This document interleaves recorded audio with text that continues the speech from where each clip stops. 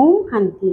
আজি 20/7/2025 বৰ্ষৰ প্ৰাতঃ মুৰলী ওম শান্তি অব্যক্ত বাপদাদা ৰিভাইজ 25/2/2006।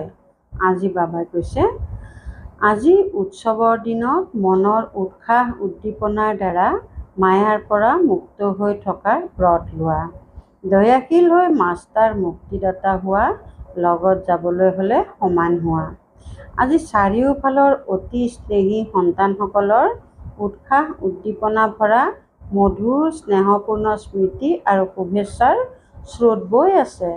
প্ৰত্যেকৰে মনত বাপদাদাৰ জন্মদিনৰ উৎসাহ ভৰা শুভেচ্ছা সমাহিত হৈ আছে।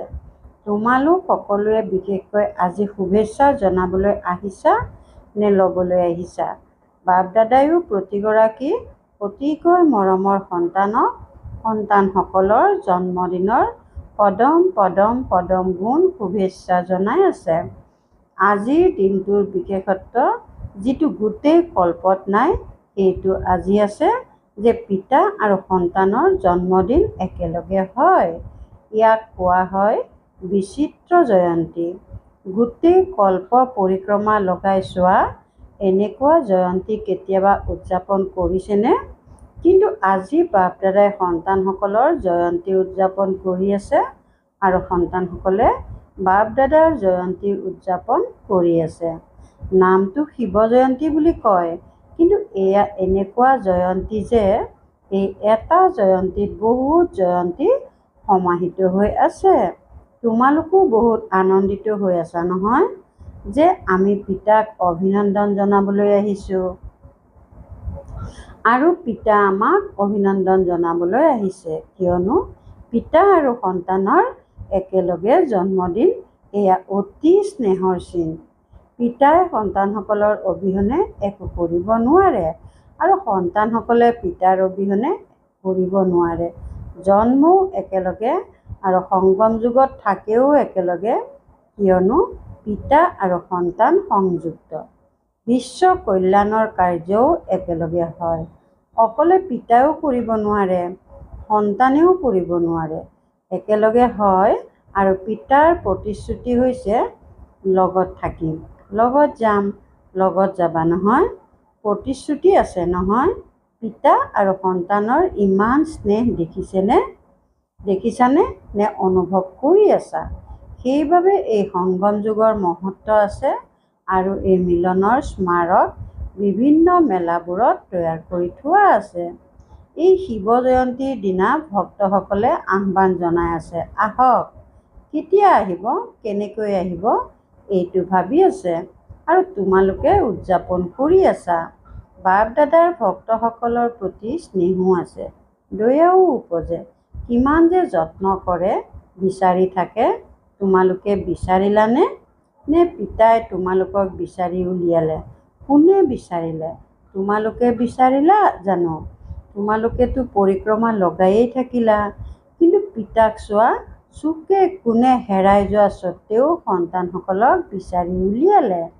আজিও চোৱা, ভাৰতৰ অনেক ৰাজ্যৰ পৰাতো আহিছা, কিন্তু বিদেশো কম নহয়। 100খন দেশৰ পৰা আহি গৈছে। আৰু পৰিশ্ৰম কি কৰিলা? পিতাৰ হ'বলৈ পৰিশ্ৰম কি কৰিলা? পৰিশ্ৰম কৰিলা জানো? কৰিলানে পৰিশ্ৰম? হাত দাঙা।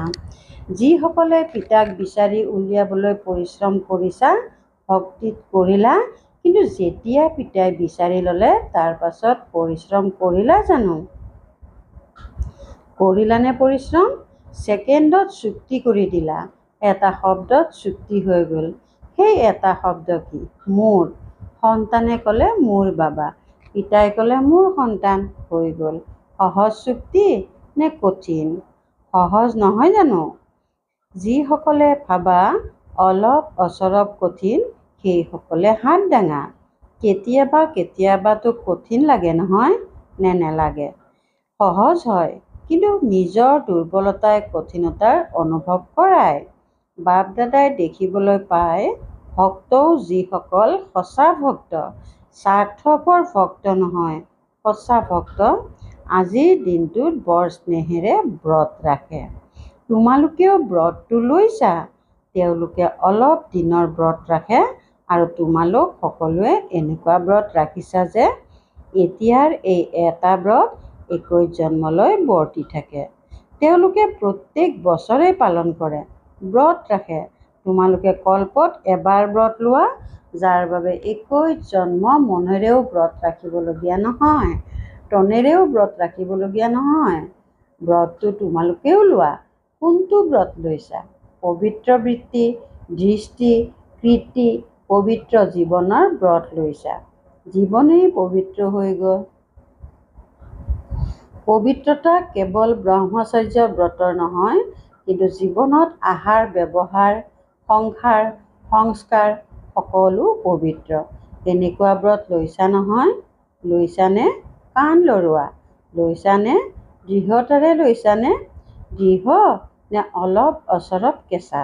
বাৰু, এটা মহাভূত কাম, তাৰ ব্ৰত লৈছানে? নে অন্য 4টাৰো লৈছা? ব্ৰহ্মচাৰীটো হ'লা, কিন্তু পিছত যি 4টা আছে তাৰো ব্ৰত লৈছানে? ক্ৰোধৰ ব্ৰত লৈছানে? নে সেইটোৰ অনুমতি আছে? ক্ৰোধ কৰাৰ অনুমতি পাইছা নেকি?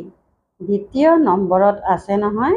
সেয়েহে কোনো কথা নাই, এনেকুৱাতো নহয় যেনেকৈ মহাভূতক মহাভূত বুলি বুজি মন, বাণী, কৰ্মত দৃঢ়তাৰে ব্ৰত ল'লা, তেনেকৈ ক্ৰোধৰ কাৰণেও ব্ৰত লৈছানে? যিসকলে ভাবে মই ক্ৰোধৰো ব্ৰত লৈছোঁ, সতি সন্তান পিছতো আছে।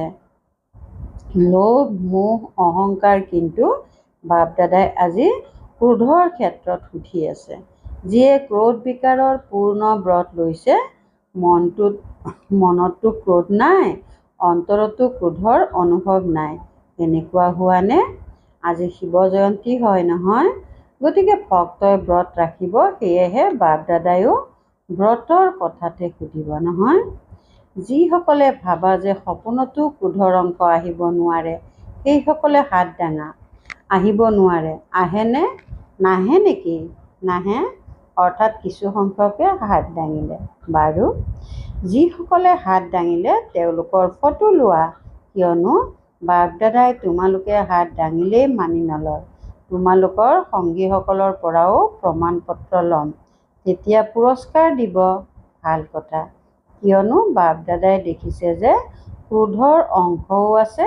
ঈৰ্ষা, খিয়াল এয়াও ক্ৰোধৰ সতি সন্ততি।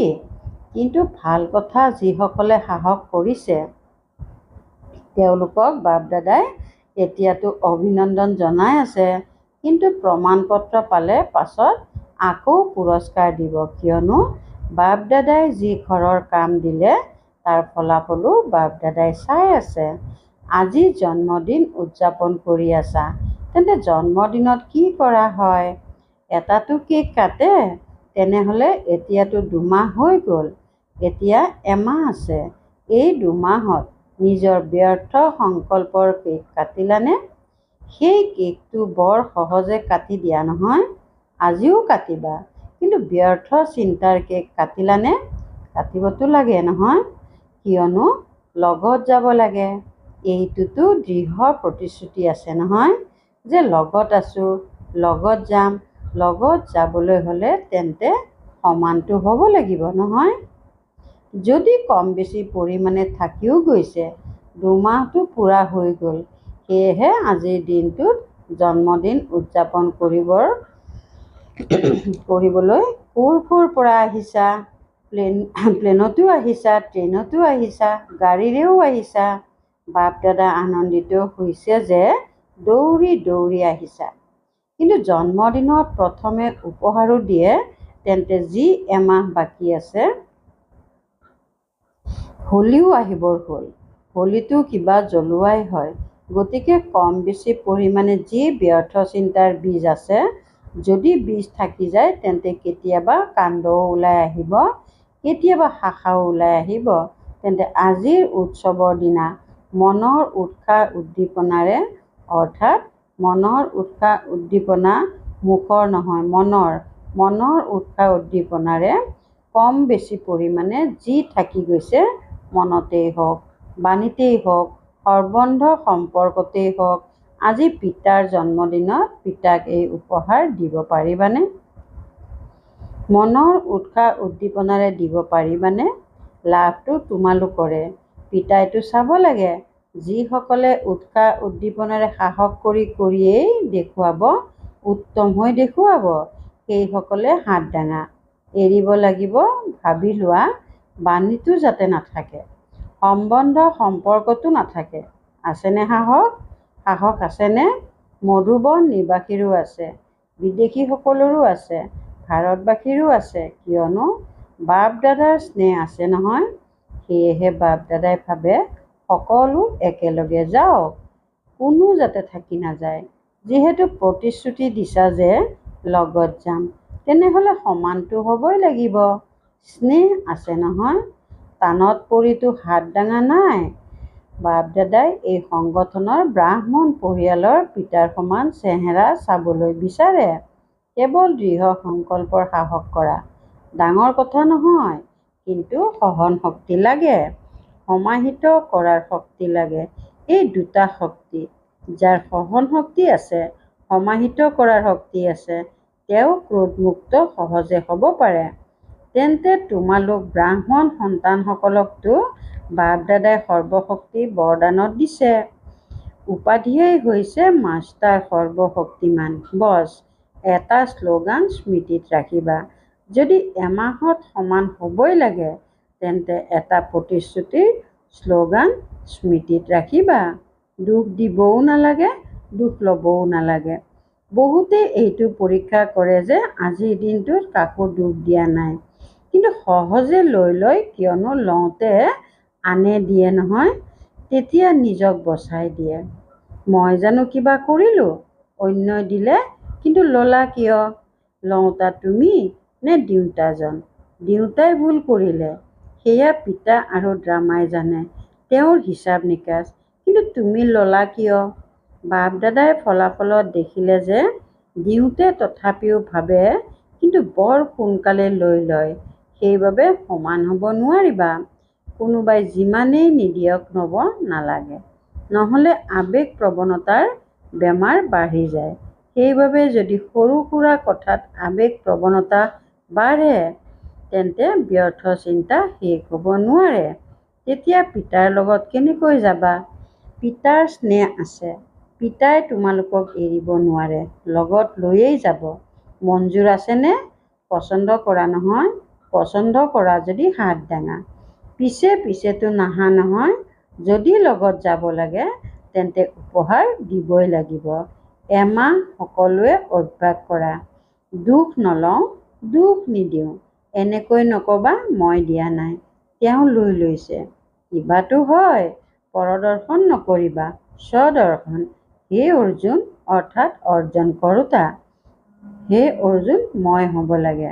চোৱা, বাপ দাদাই খতিয়ান চালে সন্তুষ্টতাৰ খতিয়ান এতিয়া গৰিষ্ঠ সংখ্যকৰে নাই। সেইবাবে বাপ দাদাই আকৌ এমাহৰ কাৰণে বিশেষ মনোযোগ আকৰ্ষণ কৰাইছে। যদি এমাহ অভ্যাস কৰি লোৱা, তেতিয়া অভ্যাস হৈ যাব। অভ্যাসত পৰিণত কৰিব লাগে, ঢিলাই দিব নালাগে। এয়াতো হয়েই, ইমানখিনিতো চলিবই নহয়। যদি বাপ দাদালৈ স্নেহ আছে, তেন্তে স্নেহৰ কাৰণে কেৱল এটা ক্ৰোধ বিকাৰ উৎসৰ্গিত কৰিব নোৱাৰানে? উৎসৰ্গিত কৰোঁতাৰ চিন হৈছে আজ্ঞা পালন কৰোঁতা। ব্যৰ্থ সংকল্পই অন্তিম মুহূৰ্তত বহুত প্ৰতাৰণা কৰিব পাৰে। কিয়নো চাৰিওফালৰ পৰা দুখৰ বায়ুমণ্ডল, প্ৰকৃতিৰ বায়ুমণ্ডল আৰু আত্মাসকলৰ বায়ুমণ্ডল নিজৰ ফালে আকৰ্ষিত কৰোঁতা হ'ব। যদি ব্যৰ্থ চিন্তনৰ অভ্যাস থাকে, তেন্তে ব্যৰ্থতেই ভ্ৰমিত হৈ থাকিবা। সেয়েহে বাপ দাদাৰ আজি বিশেষকৈ এই সাহসৰ সংকল্প উদয় হৈছে। বিদেশতেই থাকক বা ভাৰততেই থাকক, হয়তো এক বাপ দাদাৰেই সন্তান। গতিকে চাৰিওফালৰ সন্তানসকলে সাহস আৰু দৃঢ়তাৰে সফলমুঠ হৈ বিশ্বত এইটো ঘোষণা কৰি দিয়ক যে কাম বিকাৰ নাই, ক্ৰোধ নাই, আমি পৰমাত্মা সন্তান। আনৰ ক্ষেত্ৰত মদ এৰুৱাই, বিড়ি এৰুৱাই, কিন্তু বাপ দাদাই আজি প্ৰতিগৰাকী সন্তানক ক্ৰোধ মুক্ত, কাম বিকাৰ মুক্ত, এই দুয়োটাৰে সাহস যোগাই মঞ্চত বিশ্বক দেখুৱাব বিচাৰে। পচন্দ হৈছেনে? দাদীসকলৰ পচন্দ হৈছেনে? প্ৰথম শাৰীত বহাসকলৰ পচন্দ হৈছেনে? মধুবনৰ নিবাসীৰ পচন্দ হৈছেনে? মধুবন নিবাসীৰো পচন্দ হৈছেনে? বিদেশীসকলৰো পচন্দ হৈছেনে? গতিকে যিটো পচন্দৰ বস্তু সেইটো কৰা কি ডাঙৰ কথা। বাপ দাদায়ো অতিৰিক্ত শক্তি দিব। এনেকুৱা নক্সা দৃষ্টিগোচৰ হওক যে এয়া আশীৰ্বাদ দিওঁতা আৰু আশীৰ্বাদ লওঁতা ব্ৰাহ্মণ পৰিয়াল। কিয়নো সময়েও আহ্বান জনাই আছে, বাপ দাদাৰ ওচৰতো আগতীয়া দলৰো অন্তৰৰ আহ্বান আছে। মায়াই এতিয়া ভাগৰি পৰিছে।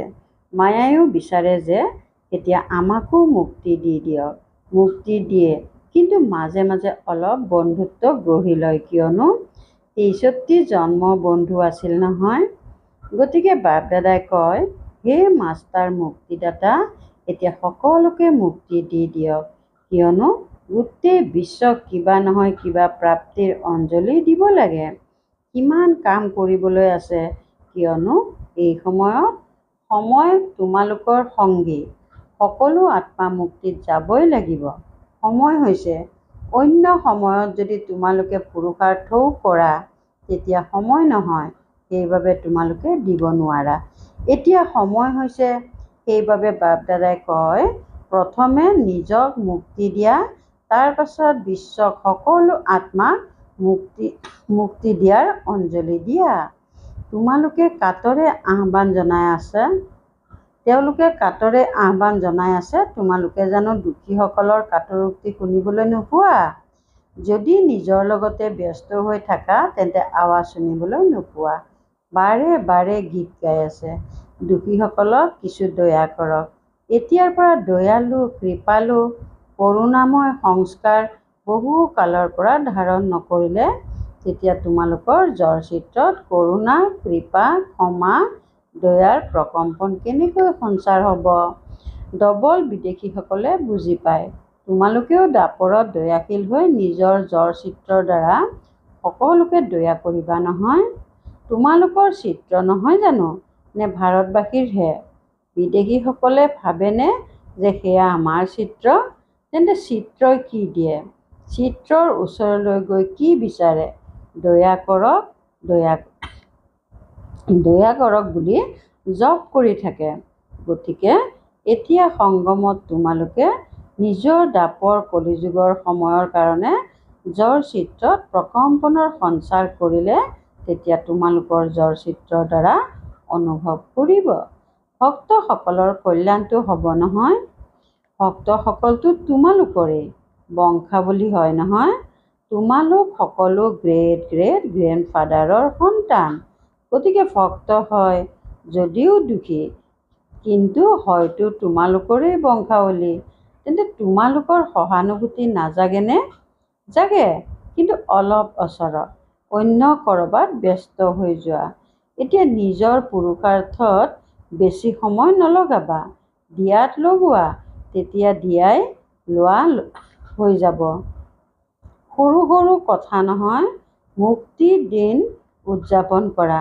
আজিৰ দিনটো মুক্তি দিৱস হিচাপে উদযাপন কৰা। ঠিক আছেনে?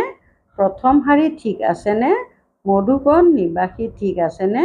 আজি মধুবন নিবাসীক অতি স্নেহী দেখা গৈছে, কিয়নো মধুবনক বৰ সোনকালে অনুসৰণ কৰে। প্ৰত্যেক কথাতে মধুবনক সোনকালে অনুসৰণ কৰে। সেয়েহে মধুবন নিবাসীয়ে মুক্তি দিৱস উদযাপন কৰিলে তেতিয়া সকলোৱে অনুসৰণ কৰিব। তোমালোক মধুবন নিবাসী সকলো মাষ্টাৰ মুক্তিদাতা হৈ যোৱা। হ'ব বিচাৰানে? অৰ্থাৎ সকলোৱে হাত দাঙি আছে। বৰ ভাল।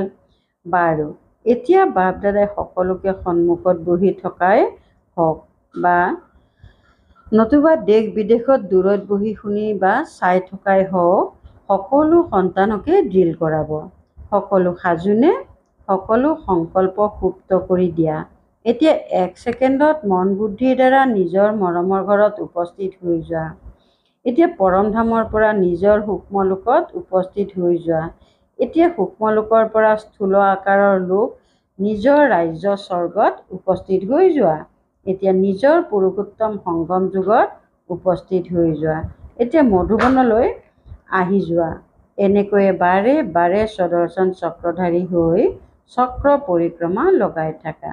বাৰু চাৰিওফালৰ স্নেহী আৰু ভাগ্যৱান সন্তানসকলক সদায় স্বৰাজ্যৰ দ্বাৰা স্বপৰিৱৰ্তন কৰোঁতা ৰজা সন্তানসকলক সদায় দৃঢ়তাৰ দ্বাৰা সফলতা প্ৰাপ্ত কৰোঁতা সফলতাৰ তৰাসকলক সদায় আনন্দিত হৈ থাকোঁতা ভাগ্যৱান সন্তানসকলক বাপ দাদাৰ আজিৰ জন্মদিনৰ পিতা আৰু সন্তানসকলৰ জন্মদিনৰ বহুত বহুত অভিনন্দন, আশীৰ্বাদ আৰু স্নেহভৰা স্মৰণ। এনেকুৱা শ্ৰেষ্ঠ সন্তানসকলক নমস্কাৰ। বৰদান। বিশ্ব কল্যাণৰ দায়িত্ব বুলি বুজি সময় আৰু শক্তিসমূহ মিতব্যয় কৰোঁতা মাষ্টাৰ ৰচয়িতা হোৱা। বিশ্বৰ সকলো আত্মা তোমালোক শ্ৰেষ্ঠ আত্মাসকলৰ পৰিয়াল। পৰিয়াল যিমানেই ডাঙৰ হয় সিমানেই মিতব্যয়িতাৰ খেয়াল ৰখা হয়। গতিকে সকলো আত্মাক সন্মুখত ৰাখি নিজক বৃহৎ সেৱাৰ অৰ্থে নিমিত্ত বুলি বুজি নিজৰ সময় আৰু শক্তিসমূহ কাৰ্যত ব্যৱহাৰ কৰা। নিজৰ প্ৰতিয়ে উপাৰ্জন কৰিলা, খালা আৰু খৰচ কৰিলা, এনেকুৱা অমনোযোগী নহ'ব। সকলো সম্পদৰ বাজেট বনোৱা। মাষ্টাৰ ৰচয়িতা হোৱাৰ বৰদান স্মৃতিত ৰাখি সময় আৰু শক্তিৰ পুঁজি সেৱাৰ বাবে জমা কৰা। শ্লোগান। মহাদানী তেওঁ যাৰ সংকল্প আৰু বাণীৰ দ্বাৰা সকলোৰে বৰদান প্ৰাপ্ত হয়। মহাদানী তেওঁ যাৰ সংকল্প আৰু বাণীৰ দ্বাৰা সকলোৰে বৰদান প্ৰাপ্ত হয়। ওম শান্তি। অব্যক্ত সংকেত। সংকল্প শক্তি জমা কৰি শ্ৰেষ্ঠ সেৱাৰ নিমিত্ত হোৱা তোমালোকৰ যি সূক্ষ্ম শক্তি মন্ত্ৰী আৰু মহামন্ত্ৰী আছে, অৰ্থাৎ মন আৰু বুদ্ধি, সিহঁতক নিজৰ আদেশমতে চলোৱা। যদি এতিয়াৰ পৰা ৰাজ্য দৰবাৰ ঠিক হয় তেন্তে ধৰ্মৰজাৰ দৰবাৰলৈ নোযোৱা। ধৰ্মৰজায়েও স্বাগতম জনাব। কিন্তু যদি নিয়ন্ত্ৰণ শক্তি নাথাকে তেন্তে চূড়ান্ত ফলাফলত জৰিমনা ভৰিবলৈ ধৰ্মৰজাৰ পুৰীলৈ যাব লাগিব। এই শাস্তিয়েই জৰিমনা। পৰিশোধিত হৈ যোৱা তেতিয়া জৰিমনা ভৰিবলগীয়া নহ'ব। সূচনা। আজি মাহৰ তৃতীয় ৰবিবাৰ সকলো ৰাজযোগী তপস্বী ভাতৃ ভগ্নীয়ে সন্ধিয়া 6:30 বজাৰ পৰা 7:30 বজালৈ বিশেষ যোগ অভ্যাসৰ সময়ত ভক্তসকলৰ আহ্বান শুনি নিজৰ ইষ্ট দেৱ দয়াশীল দাতাস্বৰূপত স্থিৰ হৈ সকলোৰে মনোকামনা পূৰ্ণ কৰাৰ সেৱা কৰক। ওম শান্তি।